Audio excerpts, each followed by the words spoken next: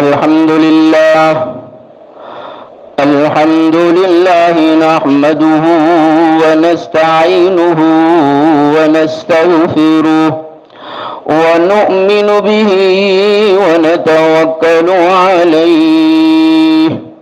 ونعوذ بالله من شرور أنفسنا ومن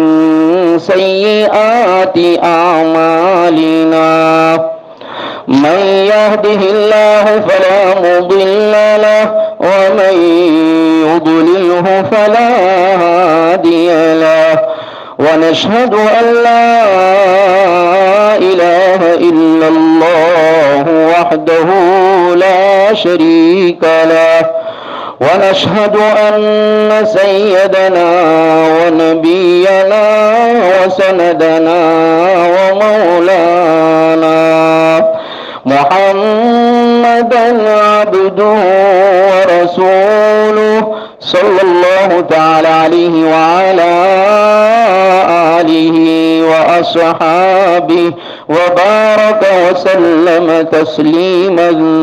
كثيرا كثيرا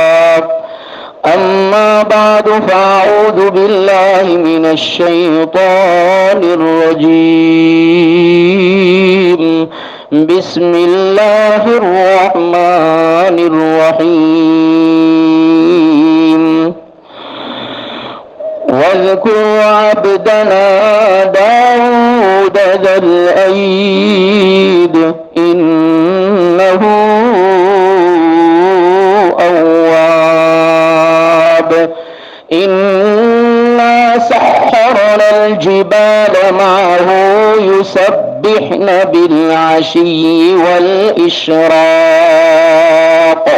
والطير محشورا كل له أواب وشددنا ملكه وآتيناه الحكمة وفصل الخطاب صدق الله العظيم. معزز سامعین کرام، حضرت داؤد علیہ السلام کا تذکرہ اللہ تبارک و تعالیٰ ان آیات میں فرما رہے ہیں، اور حضرت داؤد علیہ السلام کو جو چند خصوصیات عطا فرمائی گئی تھی اور چند فضائل عطا فرمائے گئے تھے ان کا ذکر ہے کہ جس میں اللہ کے رسول صلی اللہ علیہ وسلم کو تسلی بھی ہے اور حضرت داؤد علیہ السلام پر کیے جانے والے انعامات کا تذکرہ بھی ہے کہ سب سے پہلی صفت اللہ تبارک و تعالیٰ نے حضرت داؤد علیہ السلام کو دی جانے والی یہ فرمائی کہ وہ طاقتور تھے، اور طاقتور ہونے کی ایک تفسیر ہم نے سن لی ہے کہ ہاتھوں سے لوہے کو اور فالات کو جس طرح اور جس شکل میں چاہتے تھے دا دیا کرتے تھے۔ دوسری تفسیر چل رہی ہے کہ حضرت داؤد علیہ السلام ذل عید ہیں، قوت والے ہیں، ہاتھ والے ہیں، تو اس کی تفسیر میں یہ فرمایا گیا کہ بنی اسرائیل کی تنزلیاں اور بنی اسرائیل کی گراوٹیں اور بنی اسرائیل پر ہونے والے ظلم و ستم، جس پر حضرت شموئیل علیہ السلام کو اللہ تبارک و تعالیٰ نے ان کی ترقی کے لیے اور ان کی عزتوں کو ان کی ذلتیوں کو عزتوں میں بدلنے کے لیے پیغمبر بنایا، اور حضرت شموئیل علیہ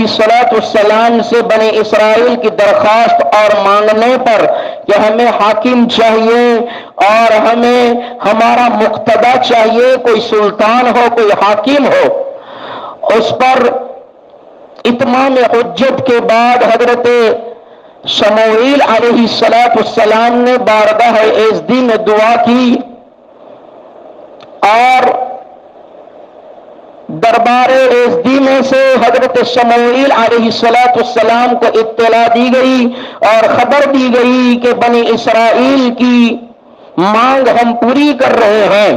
اور بنی اسرائیل کی تو جو التجا ہے ہم اس کو پورا کر رہے ہیں اور ان کے لیے ایک حاکم بنا رہے ہیں۔ انہی میں سے ہیں جس کو طالوت کہا جاتا ہے، تو طالوت کو ہم ان میں سب سے نمایاں ہے،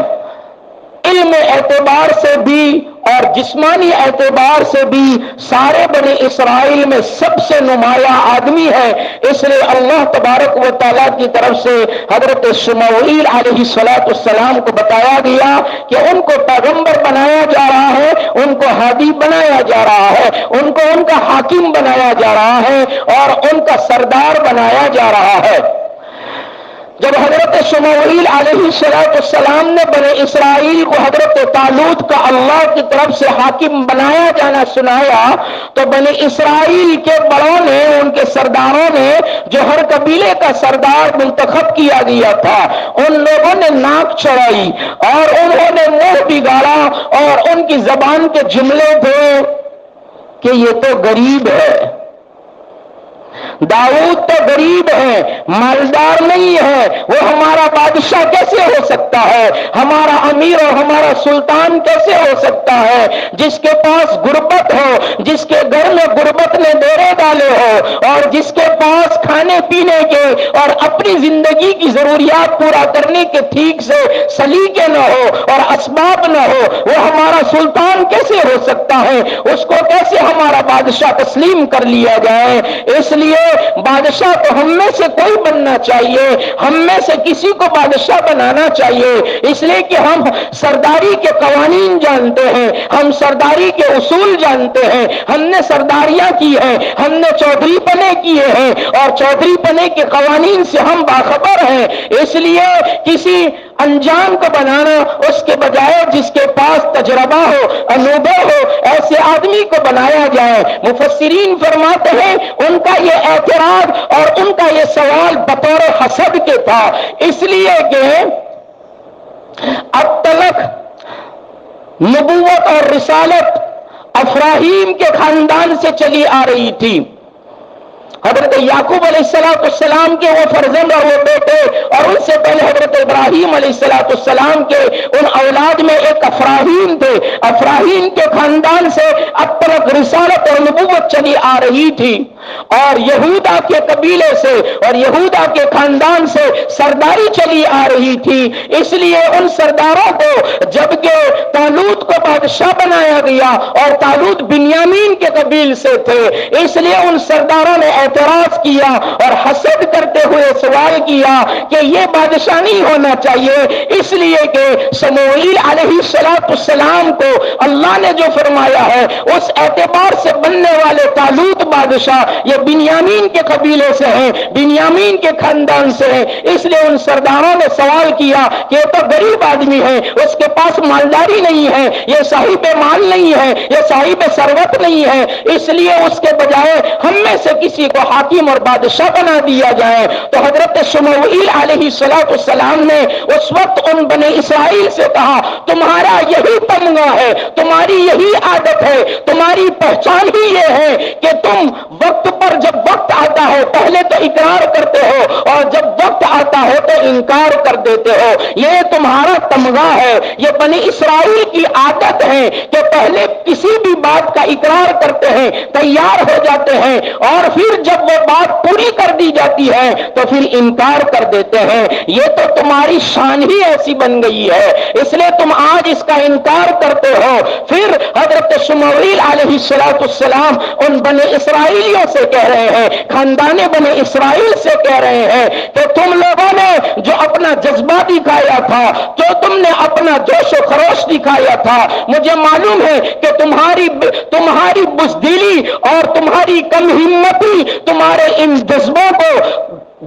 پیدر پہ رہنے نہیں دے گی اور اس کے اندر دوام نہیں ہوگا اور اس کو ٹکنے نہیں دے گی، اس لیے تمہارا کام تو صرف جوش میں آنا ہے اور پھر ہوش کھو بیٹھتے ہو، ہوش نہیں رکھتے ہو، صرف جوش رکھتے ہو، اور تمہارا یہ جوش و خروش جو تمہارے تمہاری آگ جلس رہی ہے، تمہاری آگ وقت پر برف کی طرح سرد ہو جاتی ہے، ٹھنڈی ہو جایا کرتی ہے۔ تم نے مانگا کہ ہمیں بادشاہ چاہیے، تمہاری سرداری کو تم نے ٹھکرا کر کہا ہمیں کوئی بادشاہ چاہیے تاکہ اس کی قیادت میں اور سرکردگی میں ہم دشمنوں سے مقابلہ کریں اور دشمنوں سے جہاد کریں۔ اللہ نے تمہاری مانگ کے مطابق جب ایک آدمی کو بادشاہ بنا دیا گیا تو اب تمہیں اس کو تسلیم کر لینا چاہیے اور اس کو قبول کر لینا چاہیے۔ حضرت شمویل علیہ السلام نے جب بنی اسرائیل کو اس طرح کی ڈانٹ دی اور بنی اسرائیل پر اس طرح خبگی کی تو پھر وہ لوگ کہنے لگے کہ چلو کوئی بات نہیں، اگر طالوت ہی کو بنایا گیا ہے تو ہم قبول تو کرتے ہیں، لیکن اگر یہ تقرر اور یہ انتخاب اگر اللہ کی طرف سے ہیں تو شموئیل ہمیں کوئی اللہ کی نشانی دکھائیے تو ہم طالوت کو بادشاہ مانیں۔ کیسی قوم،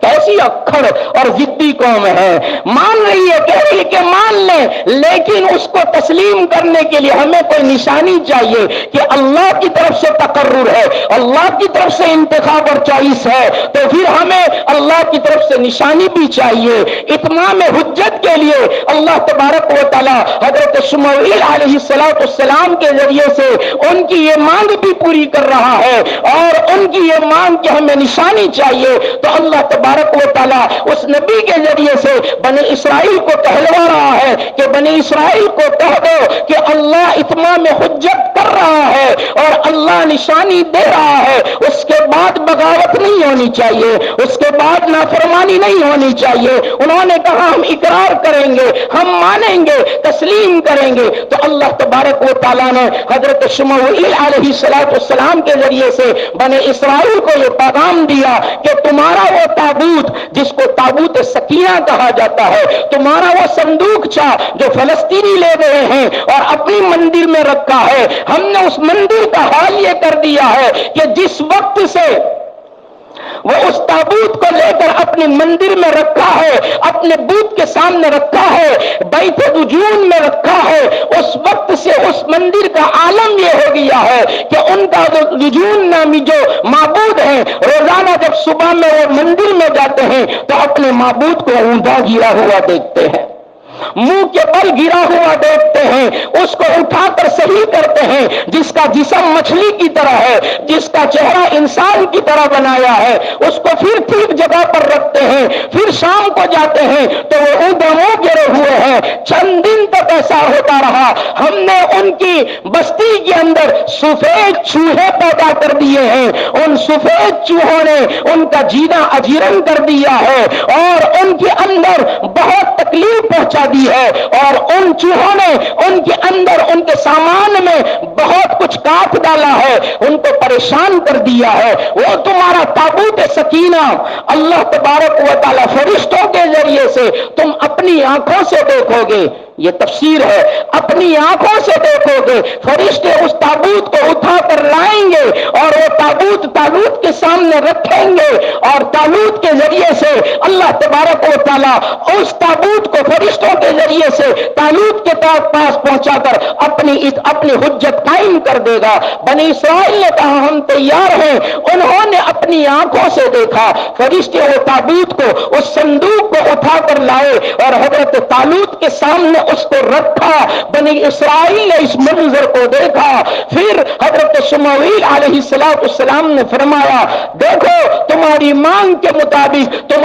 تم تو نشانی مانگ رہے تھے، وہ نشانی اللہ نے دکھا دی ہے، اب اس کو تسلیم کر دو۔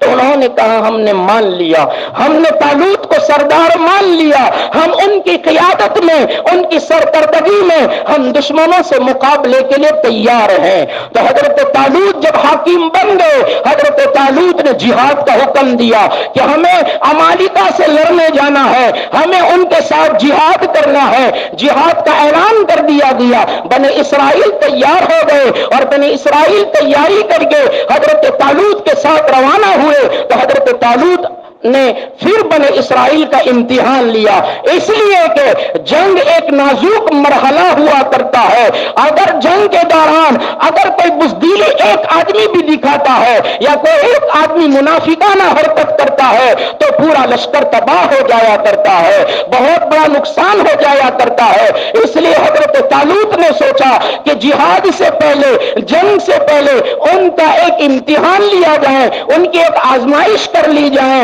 حضرت طالوت نے بنی اسرائیل کو حکم دیا کہ ہم جہاد کے لیے جا رہے ہیں، ہمیں ایک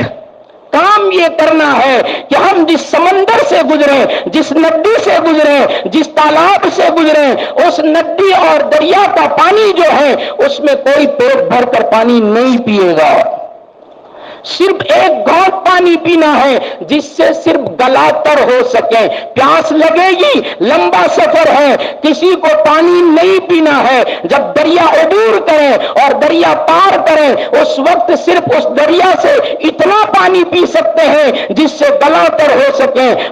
پیٹ بھر کر پانی پینے کی اجازت نہیں ہے۔ جب لشکر جانے لگا طالوت نے کہا سمندر آ گیا ہے اور اس ندی اور سمندر کو پار کرنا ہے، جو بات کہی گئی ہے پھر سے سنو، جو پانی پی لے گا وہ اللہ کی جماعت سے نکل جائے گا اور جو پانی نہیں پیے گا وہ اللہ کا مطیع اور فرما بردار ہوگا۔ اس لیے کہ جنگ کے اندر صبر چاہیے، استقامت چاہیے، ضبط چاہیے، صبر و ضبط ہونا چاہیے، استقامت چاہیے، اخلاص چاہیے اور تقوی چاہیے۔ یہ ساری صفات جنگ کے لیے ضروری ہے۔ اس لیے امتحان لیا جائے کہ کون پانی پیتا ہے نہیں پیتا۔ اگر پانی پی لیتا ہے یہ اس بات کی دلیل ہے، جو تھوڑی سی پیاس برداشت نہ کر سکے وہ جنگ کے میدان میں کیا کھڑا رہ سکتا ہے۔ اس لیے وہ اللہ کی جماعت سے نکل جائے گا۔ جب سمندر پار ہونے لگے اور سمندر کو عبور کیا،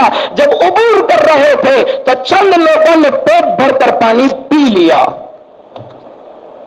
بعضوں نے پانی کا قطرہ بھی نہیں پیا، بعضوں نے اتنا پیا جس سے گلا تر ہو سکتا ہے۔ اور اس اعتبار سے جب دریا پار ہوئے اور دریا پار ہو کر عمالقہ سے جن کا سردار اور جن کا حاکم جالوت تھا اس لشکر کو دیکھا تو جن لوگوں نے پانی پی لیا تھا ان لوگوں نے جالوت کی قد و قامت کو دیکھا اور جالوت کی ہیکلی شکل کو دیکھا تو کہنے لگے ہم جالوت سے لڑنے کی طاقت نہیں رکھ سکتے، ہم جالوت سے مقابلہ نہیں کر سکتے۔ انہوں نے بزدلی دکھائی اور انہوں نے کم ہمتی دکھاتے ہوئے کہا ہم جالوت سے نہیں لڑ سکتے۔ یہی تو بنی اسرائیل کی خامی ہے، یہی تو بنی اسرائیل کا عیب ہے کہ جب ہاں کر دیتے ہیں وقت آنے پر دھوکہ دیا کرتے ہیں، انکار کر دیا کرتے ہیں۔ یہ تو تمہارے باپ داداؤں کا شیوا ہے، تمہارے باپ داداؤں سے چل رہا ہے کہ وقت آنے پر تمہارے باپ دادا بھی 4 صدیوں پہلے موسیٰ کے ساتھ تیار تو ہو گئے تھے، ہارون کے ساتھ تیار تو ہو گئے تھے، سامان اور اسلحہ بھی ساتھ میں لیا، جنگ کے سامان کے ساتھ پوری تیاریوں کے ساتھ روانہ بھی ہوئے ہیں، اور میدان میں پہنچنے کے بعد دشمن کی جم غفیر کو دیکھ کر، دشمن کی طاقت کو دیکھ کر، دشمنی ہیکلی شکلوں کو دیکھ کر انہوں نے بھی انکار کر دیا تھا۔ تم بھی انہی کی اولاد ہو، تم نے بھی انکار کر دیا۔ لیکن بات یہ تھی کہ انہوں نے پانی پی لیا تھا، جس چیز سے روکا گیا تھا، جس چیز سے امتحان اور آزمائش کی گئی تھی اس میں وہ ناکام اور فیل ہوئے تھے، اس لیے ان لوگوں نے انکار کر دیا۔ جن لوگوں نے پانی نہ پیا تھا یا صرف گلے تر کیے تھے انہوں نے ہمت دکھاتے ہوئے کہا ہم مقابلہ کریں گے، جالوت ہے تو کیا ہوا، ہمارے ساتھ طالوت ہے، ہمارے ساتھ اس کی طاقت ہے، ہم اس کی طاقت پر آئے ہیں۔ ارے یہ تو بدر والوں کا جملہ ہے، یہ تو ایمان والوں کا جملہ ہے جو کہتے ہیں ہم طاقت کے بل بوتے پر نہیں لڑا کرتے، ہم تعداد کی بل بوتے پر نہیں لڑا کرتے، ہم تعداد کی زوروں پر نہیں لڑتے، ہم تو یقین کامل کے زور پر لڑتے ہیں، ہم تو تعلق مع اللہ کے زور پر لڑتے ہیں۔ اس لیے بدر کے اندر بھی 313 کامیاب ہوتے ہیں۔ یہاں بنی اسرائیل کہہ رہے ہیں ہم اپنی طاقت کے بل بوتے پر نہیں ہیں، ہم تو طالوت کے ساتھ آئے ہیں، اس لیے ہم تیار ہیں، ہم لڑیں گے، اور اللہ نے ہمارا حاکم بنایا ہے، اس لیے ہم جالوت کی ہیکلی شکل سے پیش قدمی کریں گے، پیچھے ہٹ نہیں کریں گے۔ جب تیاری ہو گئی اور صف آرائی ہونے لگی، جب صف آرائی ہوئی، جالوت کو اپنے لشکر میں چلتا ہوا دیکھا تو جالوت کی ہیکلی شکل نے اور جالوت کی طاقت نے بنی اسرائیل کے دلوں پر دستک دی۔ بدر والوں کا یقین اللہ سے تھا، ان کا یقین طالوت سے تھا، ان کا یقین اسبابوں سے تھا، ان کا یقین اعمالوں سے تھا۔ یہ فرق ہے بنی اسرائیل میں اور بدریین میں۔ بدریین کا یقین تلواروں سے نہیں تھا، اسلحہ سے نہیں تھا، ان کا تعلق یقین مع اللہ تھا، اس لیے وہ پیچھے نہیں ہٹ رہے ہیں۔ ان کا یقین اسبابوں سے ہیں۔ تو جالوت کی طاقت کو دیکھ کر اور جالوت کی ہیکلی شکل کو دیکھ کر ان کے اندر بھی دگمگاہٹ پیدا ہو گئی، ان کے قدم میں بھی لڑکھڑاہٹ پیدا ہو گئی، اور اس کا رات ان پر چھانے لگا۔ اس لشکر میں ایک نوجوان تھا جس کی جوانی ابھی دہلیز پر تھی، اب وہ بالکل سن رشد کو پہنچا ہوا تھا۔ اس نے اس منظر کو دیکھا، حالانکہ وہ جہاد میں نہیں آیا تھا، مفسرین فرماتے جہاد کا فرد بن کر نہیں آیا تھا، غازی اور مجاہد بن کر نہیں آیا تھا، بلکہ باپ کے کہنے پر اپنے بھائیوں اور لشکر کا معائنہ کرنے آیا تھا۔ اپنے بھائیوں اور لشکر کی حالت کو دیکھیں کہ وہ کس طرح لڑتے ہیں، کس طرح جنگ کرتے ہیں، وہ منظر دیکھنے آئے تھے، اور وہ اپنے باپ کے سب سے چھوٹے بیٹے تھے۔ انہوں نے اس منظر کو دیکھا کہ جالوت بڑا طاقتور ہے، جالوت کی ہیکلی شکل ہے، اور اس کی فوج بھی بہت بڑی ہے، اس کا لشکر بہت بڑا ہے، اس کی لشکر کی تعداد کثیر ہے، ان کی تعداد قلیل ہے، اور یہ پسو پیش ہو رہے ہیں، بنی اسرائیل پسو پیش ہو رہے ہیں، ہمارا لشکر آگے پیچھے ہو رہا ہے، اور ان کی ثبات قدمی نہیں ہے بلکہ ان کے قدموں میں لرزہ ہے اور پیچھے ہٹ رہے ہیں۔ اس لیے اس نوجوان نے طالوت کے پاس جا کر کہا، مجھے اجازت دے دیجئے، میں اکیلا جالوت سے لڑوں گا۔ جبکہ اتنا بڑا لشکر بنی اسرائیل کا پیچھے ہٹ رہا ہے، اور یہ بچہ جا کر کہتا ہے، مجھے اجازت دے دو بادشاہ سلامت، مجھے اجازت دے دو، میں اس سے لڑوں گا۔ جالوت نے جب اس بچے کو دیکھا اور اس کی عمر کو دیکھا تو کہا، ابھی تم چھوٹے ہو، ابھی تمہاری عمر لڑنے کی نہیں ہے، ابھی تمہاری عمر جنگ کرنے کی نہیں ہے۔ یہی مرحلہ بدر کے وقت بھی آیا تھا۔ مفسرین فرماتے قرآن اسی کو کہا جاتا ہے، قرآن آج کی بھی، قیامت تک کی اور پہلے جو کچھ ہوا ان سب کی خبریں دیتا ہے۔ ارے جالوت کے پاس جانے والا داؤد کہتا ہے، مجھے اجازت دے دیجئے۔ جالوت کہتا ہے، تیری عمر اتنی نہیں ہوئی ہے۔ بدر کے میدان میں جب کہ لشکر تیار کیا جا رہا ہے بدر کے میدان میں لے جانے کے لیے، اور شہر مدینہ میں یہ تیاریاں ہو رہی ہے، چند چھوٹے بچے، جن میں دو بچے جس کا معاذ اور معوذ کی ہم نے داستان سنی، دو چھوٹے بچے آ کر کہتے ہیں، یا رسول اللہ ہمیں بھی جنگ میں لے لیجئے، ہمیں بھی غازی بنا لیجئے۔ اللہ کے رسول صلی اللہ علیہ وسلم نے ان کی عمر کو دیکھا، ان کے قد کو دیکھا اور ان کی ہائٹ کو دیکھا تو اللہ کے رسول نے فرمایا، بچوں ابھی تمہارے کھیلنے کے دن ہے، ابھی تم میدان جنگ میں نہیں آ سکتے۔ میدان جنگ میں تلواروں کے سائے میں لڑا جاتا ہے، یہ کھیل کود کا میدان نہیں ہوا کرتا ہے، تمہاری عمر اتنی نہیں ہے کہ تم جہاد میں آ سکو۔ بچہ کہتا ہے، یا رسول اللہ مجھے معلوم ہے میدان میں جانا ہے، میدان کارزار ہوگا، جہاں خون کے فوارے چھوٹیں گے، جہاں گردنیں کٹے گی، جہاں انسان کی جان کا پیاسا ہوگا، جہاں خون سے زمین رنگین کی جائے گی۔ یا رسول اللہ ہمیں معلوم ہے، اسی جذبے کے ساتھ تو آئے ہیں، ماں کو راضی کر کے آئے ہیں اور ماں کو کہہ کر آئے ہیں، ماں تیرے بیٹوں میں وہ شوق ہے، وہ جذبہ ہے، وہ ولولہ ہے کہ وہ تیری امید کو پوری کرے، تیری تمنا کو پوری کرے۔ یا رسول اللہ اگر آپ واپس کر دیں گے، نہیں لے جائیں گے تو ماں کے دل کو ٹھیس پہنچے گی، اور ماں کہے گی، میں ایسی جنیتا ہوں، میں نے ایسے بچوں کو جنم جنم دیا جن میں وہ کارنامہ انجام دینے کی صلاحیت نہیں ہے، وہ میدان جنگ میں دشمن کا مقابلہ کرنے کی طاقت نہیں رکھتے۔ میں نے بزدل بیٹوں کو جنم دیا ہے، میں نے ڈرپوک بچوں کو جنم دیا ہے، میں نے کم ہمت بچوں کی ماں بنی ہوں۔ یا رسول اللہ، ماں کی تکلیف دیکھی نہ جائے گی، اس لیے یا رسول اللہ قبول کر لیجئے نا۔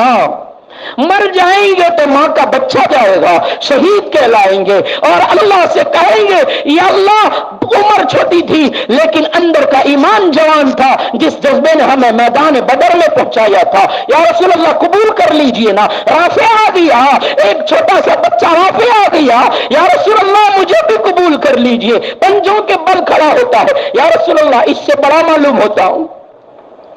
میری ہائٹ زیادہ ہے۔ اللہ کے رسول صلی اللہ علیہ وسلم نے اس منظر کو دیکھا تو مسکرا دیے کہ کیا جذبے ہیں، پنجے پر کھڑا ہو کر اپنی ہائٹ لمبی کر رہا ہے، اپنے قد کو اونچا بتانے کی فکر کرتا ہے۔ اللہ کے رسول صلی اللہ علیہ وسلم نے اجازت دے دی، آ جا تو بھی آ جا۔ تو ایک بچہ آ کر کہتا ہے یا رسول اللہ جب رافع قبول ہو سکتا ہے تو میں کیوں قبول نہیں ہو سکتا، مجھے بھی لے لیجئے، ابھی تو بہت چھوٹا ہے۔ یا رسول اللہ میں اس سے زیادہ طاقتور ہوں، ہماری کشتی کرا لیجئے،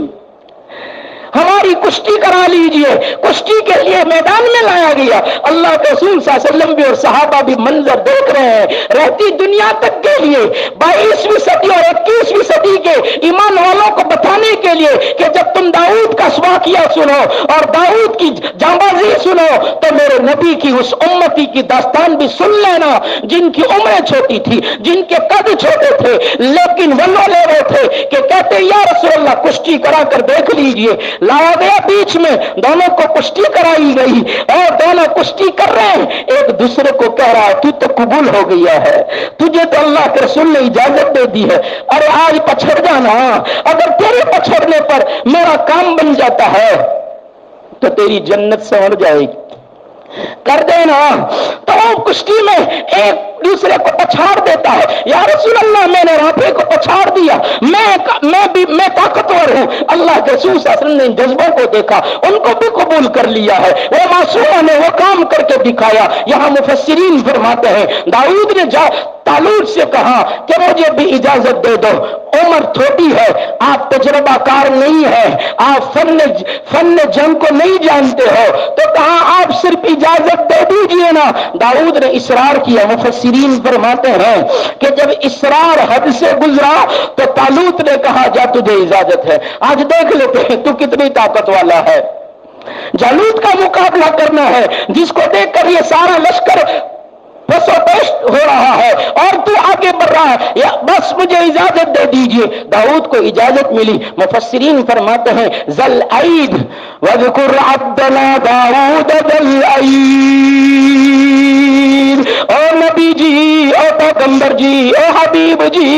صلی اللہ علیہ وسلم، ذرا ذکر کیجئے نا، یاد کیجئے نا وہ قصہ، وہ داستان جب کہ میدان میں سب آرائیاں ہو گئی ہے، صفیں بن گئی ہے، دشمن کو دیکھا، دشمن کی کثیر تعداد کو دیکھا تو لڑنے والے لڑویے بھی، فوجی بھی، لشکر میں جانے والے سپاہی بھی پس و پیش ہونے لگے۔ میرا ایک بندہ تھا،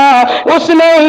کہا طالوت مجھے اجازت دے دیجئے نا، اصرار پہ اجازت ملی۔ جالوت کے مقابلے میں اکیلا داؤد جاتا ہے، اکیلا یہ بچہ جاتا ہے، یہ نوجوان جاتا ہے، جالوت سے للکار کر کہتا ہے او ظالم جا جا، آج تک تو نے ہمیں بہت ستایا، تو نے ہمیں بہت تڑپایا، تو نے ہماری بستیاں اجاڑی ہے، تو نے ہمارے بچوں کو قید کیا، ہماری عورتوں کو ذلیل کیا، ہمارے بڑوں کو گھروں سے نکالا، اور تجھے اپنی طاقت پر غرور تھا۔ آج تیرے مقابلے کے لیے آج ایک جوان آیا ہے۔ جب جالوت نے داؤد کو دیکھا تو کہنے لگا ارے جا جا، تو کیا مقابلہ کرے گا، تو میرے مقابلے میں چوٹی کی بھی حیثیت نہیں رکھتا کہ چوٹی جیسا چھوٹا سا ہمارے ہیکل جیسے جسم کے سامنے، ہمارے قد و قامت کے سامنے تیری کوئی حیثیت نہیں ہے، تو بچہ ہے۔ حقیر سمجھ کر، ہلکا سمجھ کر جالوت کہنے لگا نہیں نہیں، تجھ سے مقابلہ نہیں ہو سکتا، تو مقابلے کے قابل نہیں، تجھ سے مقابلہ کرنا ہماری توہین ہے. لو،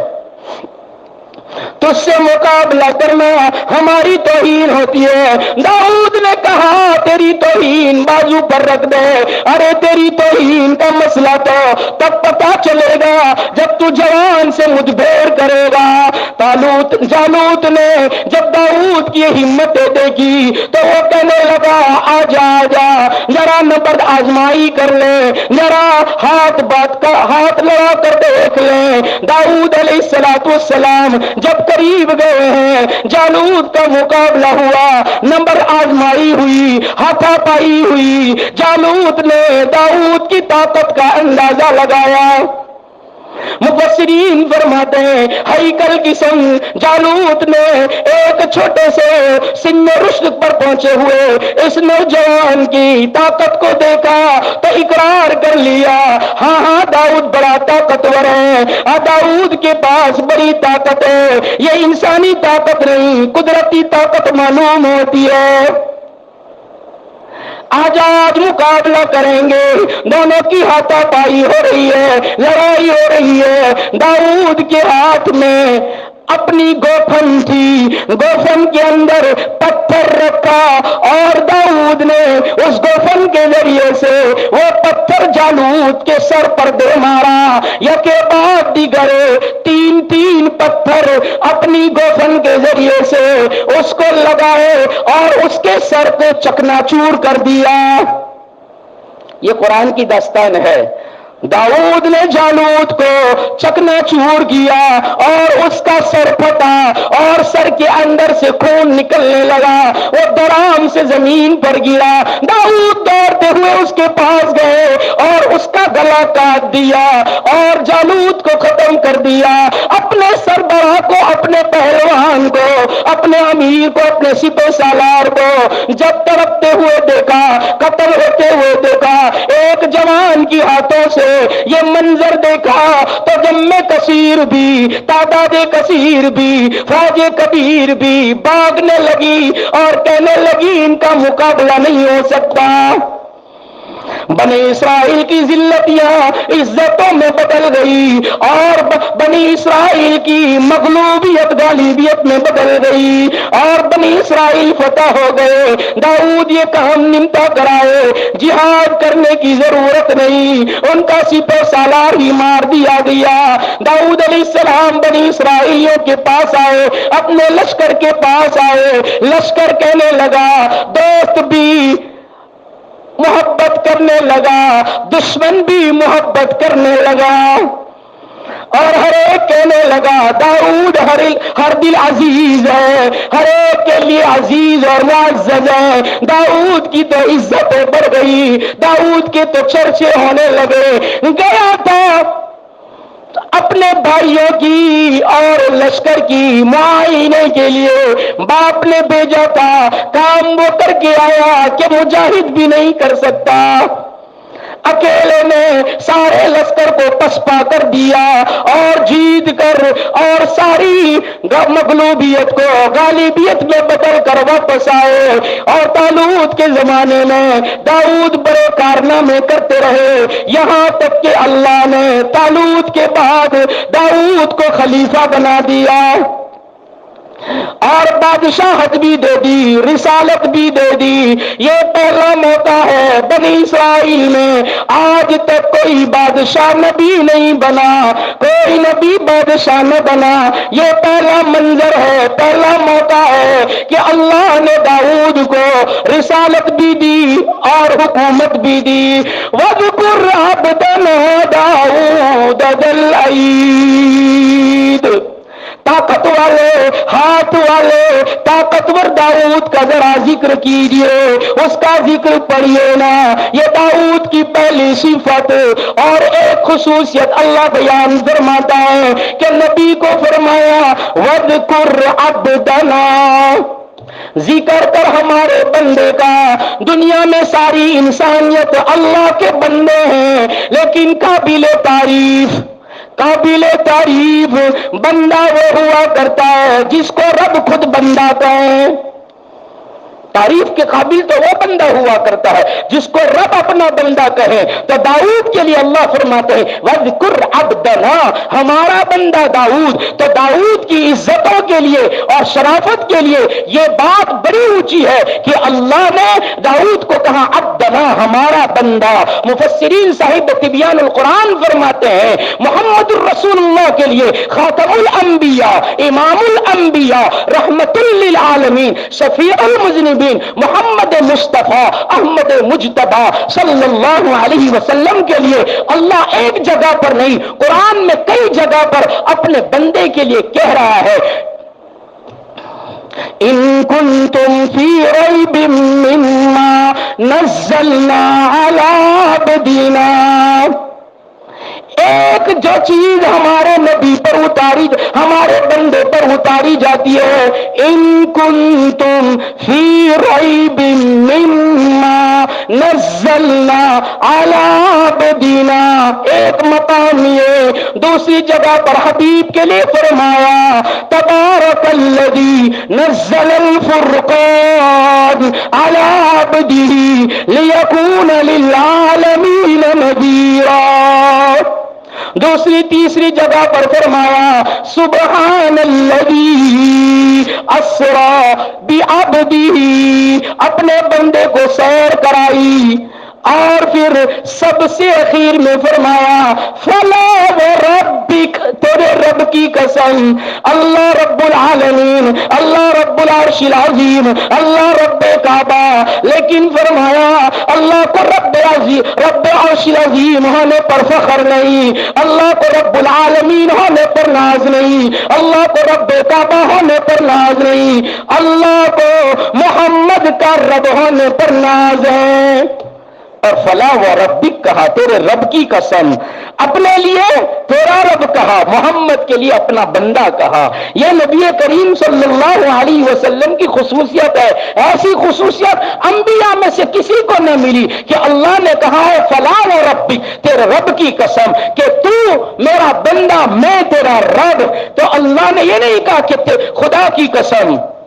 بلکہ فلا و ربی کا کہا، تیرے رب کی قسم. یہ اللہ کے رسول صلی اللہ علیہ وسلم کی خصوصیت ہے. تو حضرت داؤد علیہ السلام کو عبدنا کہا، یہ پہلی خصوصیت. اور حضرت داؤد علیہ السلام کے بارے میں اللہ تبارک و تعالیٰ نے ذل عید کہا، یہ دوسری خصوصیت. ایک اور خصوصیت حضرت داؤد علیہ السلام کی اللہ آگے بیان فرما رہا ہے، اور بیان میں فرمایا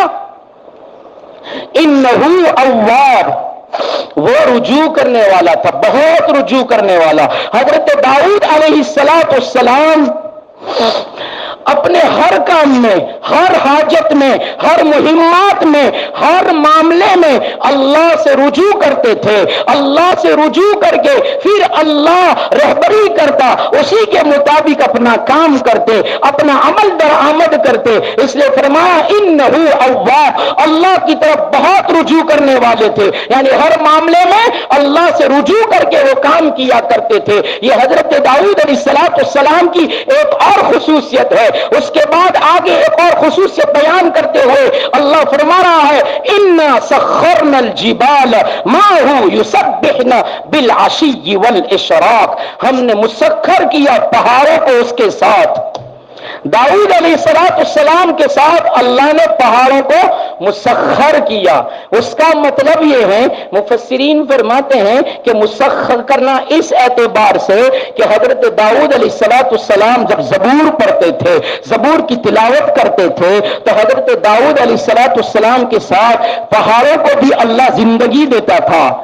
پہاڑ تو بے جان ہوتے ہیں، اللہ پہاڑوں میں جان ڈال دیتا تھا، حیات دے دیتا تھا. اللہ تبارک و تعالیٰ پہاڑوں کو عقل بھی دیتا تھا. حالانکہ انسان کے سوا ہر مخلوق بے عقل ہے، ان کے پاس عقل نہیں، لیکن اللہ داؤد کے ساتھ پہاڑوں کو عقل بھی دیتا تھا، اور پہاڑوں کو اللہ قدرت بھی دیتا تھا، اور اللہ پہاڑوں کو داؤد کے ساتھ بولنے کی طاقت بھی دیتا تھا. یعنی پہاڑ داؤد علیہ السلام کے ساتھ تسبیح بیان کرتے تھے، زبور پڑھتے تھے، ایسے جیسے زندہ مخلوق پڑھا کرتی ہے. انا سخرنا الجبال معه، ہم نے اس کے ساتھ پہاڑوں کو مسخر کر دیا۔ اس کا مطلب یہ ہے کہ اللہ پہاڑوں کو زندگی دے دیتا تھا۔ امام فخر الدین رازی رحمت اللہ علیہ تفسیر کبیر میں لکھتے ہیں اس کا مطلب یہ ہے کہ اللہ نے داؤد علیہ السلام کو اوپر پہاڑوں کو مسخر کر دیا تھا کہ حضرت داؤد علیہ السلام جدھر جاتے تھے پہاڑ ان کے ساتھ ساتھ چلا کرتے تھے۔ اس کا مطلب یہ ہے انا سخرنا الجبال معه، ہم نے پہاڑوں کو داؤد کے ساتھ مسخر کر دیا۔ جہاں داؤد جاتے تھے وہاں پہاڑ بھی جاتے تھے۔ یہ پہاڑوں کی تسبیح ہے کہ داؤد کے ساتھ ساتھ چلنا یہ پہاڑوں کی تسبیح ہے۔ مفسرین فرماتے ہیں پہاڑوں کے اندر دیکھنے کی بھی صلاحیت ہے۔ اللہ کے پہاڑوں میں دیکھنے کی بھی صلاحیت ہے، اور پہاڑ اللہ سے ڈرتے بھی ہیں۔ پہاڑ کا ہر پتھر اللہ سے ڈرتا ہے، اس لیے فرمایا ہے کہ پہاڑ اللہ کے خوف سے لڑکتے ہیں، گر جاتے ہیں۔ جب پہاڑوں سے گرتے ہیں تو یہ اللہ کے خوف کی وجہ سے گرتے ہیں۔ من خشیت اللہ کا لفظ آتا ہے، اللہ کے خوف سے، اللہ کے ڈر سے پتھر پہاڑوں سے لڑک کر گر جاتے ہیں۔ اور فرمایا پہاڑوں میں محبت کی بھی صفت ہوا کرتی ہے کہ پہاڑ محبت بھی کرتے ہیں۔ اس لیے تو نبی کریم صلی اللہ علیہ وسلم کے بارے میں حضرت عبداللہ بن عباس رضی اللہ عنہما فرماتے ہیں کہ اللہ کے رسول صلی اللہ علیہ وسلم فرماتے تھے، ترمذی شریف کی روایت ہے، صحیح ترین روایت ہے، اللہ کے رسول صلی اللہ علیہ وسلم فرماتے تھے احد کا پہاڑ ہم سے محبت کرتا ہے، ہم احد کے پہاڑ سے محبت کرتے ہیں۔ اور ابن ماجہ کی روایت حضرت علی رضی اللہ عنہ فرماتے ہیں کہ ہم نبی کریم صلی اللہ علیہ وسلم کے ساتھ مکہ میں تھے۔ ایک دن اللہ کے رسول صلی اللہ علیہ وسلم کے ساتھ جب ہم مکہ کے راستے سے جا رہے تھے تو سامنے جو بھی درخت آتا تھا، جو بھی پہاڑ آتا تھا، وہ اللہ کے رسول کو دیکھ کر کہتا تھا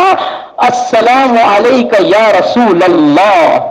اور حضرت علی فرماتے ہیں ہم اپنے کانوں سے سنتے تھے، پہاڑوں کا سلام بھی سنتے تھے، درختوں کا سلام بھی سنتے تھے۔ اس سے پتا چلا کہ پہاڑوں میں دیکھنے کی بھی صلاحیت ہے، محبت کرنے کی بھی صلاحیت ہے۔ تو حضرت داؤد علیہ السلام کے ساتھ اللہ نے پہاڑوں کو بھی صاف کر دیا تھا۔ یسبحن بالعشی والاشراق کہ حضرت داؤد شام کے وقت میں اور صبح کے وقت میں اللہ کا ذکر کرتے تھے، زبور پڑھا کرتے تھے۔ قرآن والوں کو کہا قرآن صبح میں پڑھو، شام میں پڑھو، لیکن ایمان والا نہ صبح کو پڑھتا ہے نہ شام کو پڑھتا ہے، صرف رمضان کو پڑھتا ہے۔ قرآن رمضان کے لیے صرف نازل نہیں ہوا ہے،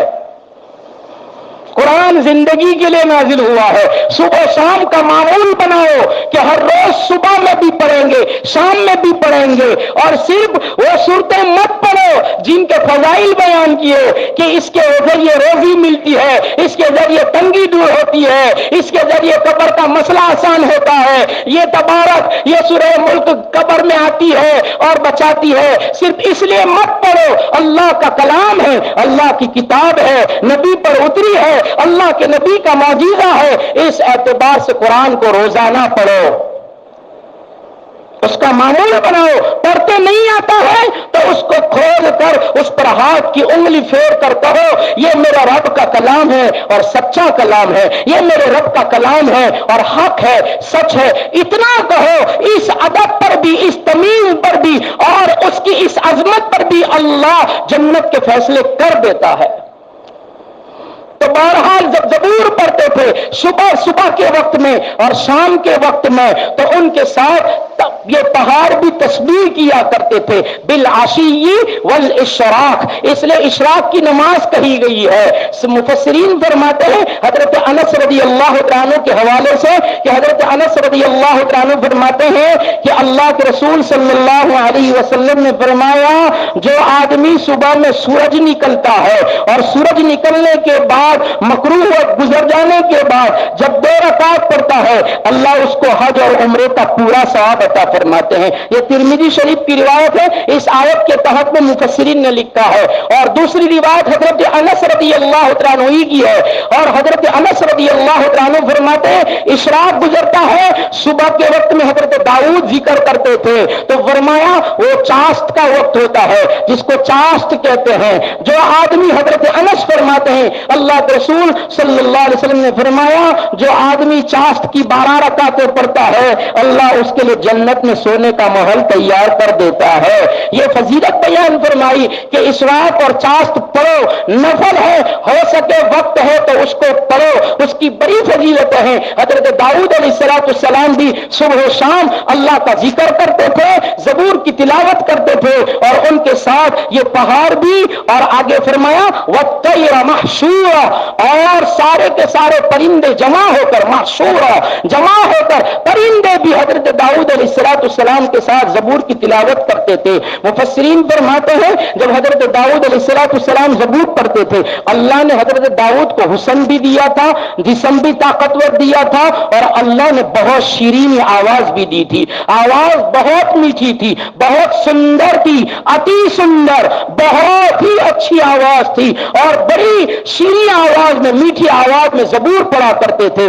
مفسرین فرماتے ہیں جب زبور پڑھتے تھے تو پرندے بھی آ جاتے تھے اور پرندے بھی جمنے لگتے تھے، پہاڑ بھی جمنے لگتا تھا۔ جب اچھی آواز ہوتی ہے تو خود بخود گردنیں جھکنے لگتی ہے، آنکھیں بند ہونے لگتی ہے اور جسم جمنے لگتا ہے۔ داؤد کی زبور تلاوت کرنے پر پہاڑ بھی جمتے ہیں، پرندے بھی جمتے ہیں، اور پرندے بھی ساتھ ساتھ میں سور ملاتے ہیں۔ مفسرین نے لکھا سور میں سور ملاتے ہیں۔ ابن عساکر لکھتے ہیں کہ پرندے بھی داؤد علیہ السلام زبور پڑھتے ہیں تو ہم گنگناتے ہیں نا، اس طریقے سے پرندے بھی گنگناہٹ کے ساتھ سور سے سور ملاتے ہیں، اور پرندے بھی جھوم کر زبور کی تلاوت کرتے ہیں، داؤد کے ساتھ وہ بھی تلاوت کر رہے ہیں۔ اور بعض عارفین نے لکھا ہے کہ جب داؤد علیہ السلام زبور پڑھتے تھے تو پہاڑ اور پرندے بھی زبور پڑھتے تھے، اور وہ اس لیے پڑھتے تھے کہ ہمارے پڑھنے کا ثواب داؤد کو ملے،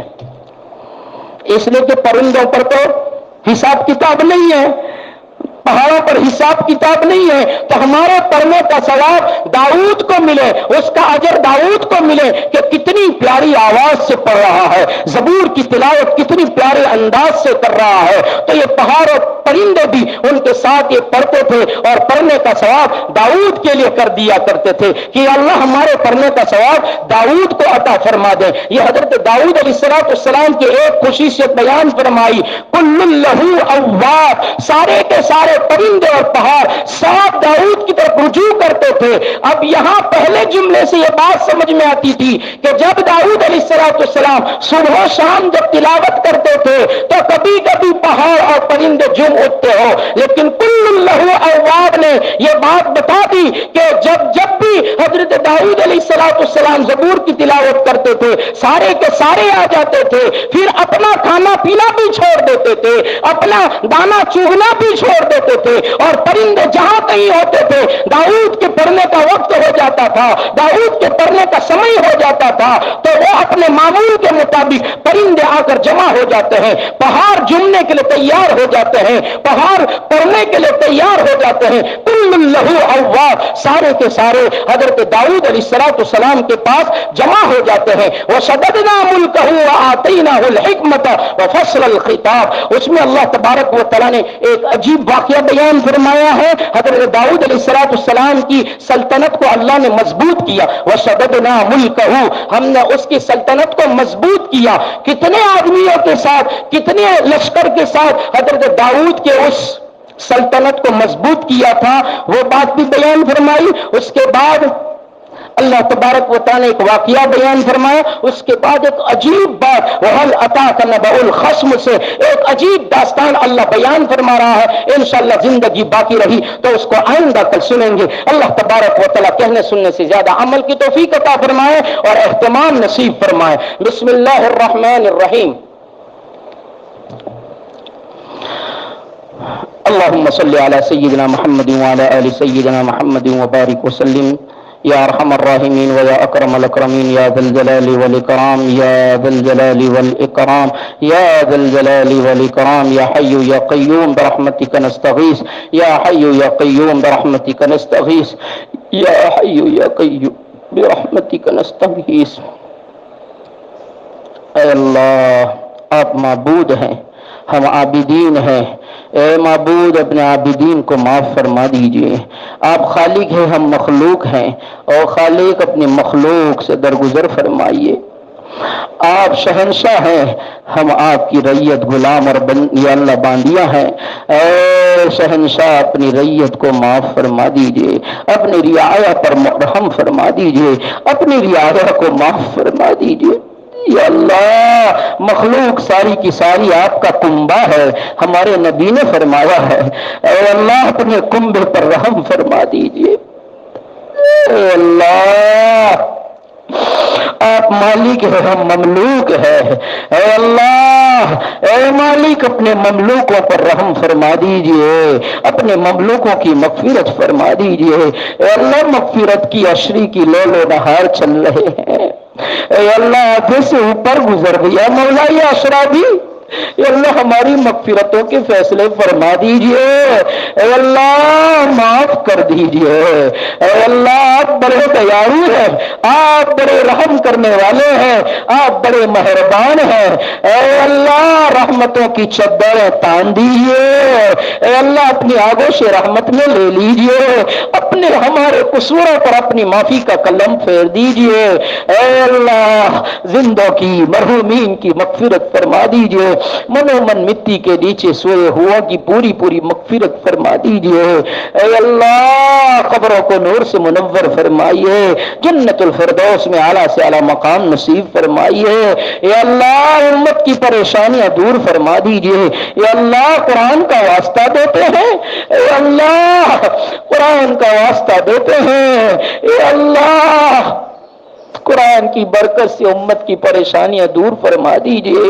اے اللہ انبیاء کی داستانیں چل رہی ہے، یا اللہ جس میں سے ایک نبی داؤد علیہ السلام، یا اللہ جن کو آپ نے خصوصیتیں عطا فرمائی، یا اللہ ان خصوصیتوں کو سنا، یا اللہ جن کی آواز میں وہ سریلی پن عطا فرمایا تھا، یا اللہ وہ شیرینی عطا فرمائی تھی جس کو سن کر پہاڑ بھی جھوم اٹھتے تھے، پرندے بھی گنگنانے لگتے تھے، اے اللہ ہماری آوازوں میں بھی یا اللہ وہ شیرینی پیدا فرمائیے، یا اللہ آوازوں کی نعمت کی قدر کرنے کی توفیق دے دیجئے، یا اللہ یہ آواز آپ ہی چلا رہے ہیں، آپ ہی بلوا رہے ہیں، یا اللہ آوازوں کو پھٹنے بیٹھنے بگڑنے سے بچائیے، یا اللہ گلوں کو صاف فرما دیجئے، اے اللہ نعمتوں کی قدردانی کی توفیق دے دیجئے، اخلاص للہ تقوی طہارت دے دیجئے، یا اللہ راضی ہو جائیے، راضی ہو جائیے، اے اللہ اپنی ناراضگی کو امت پر سے ہٹا لیجئے،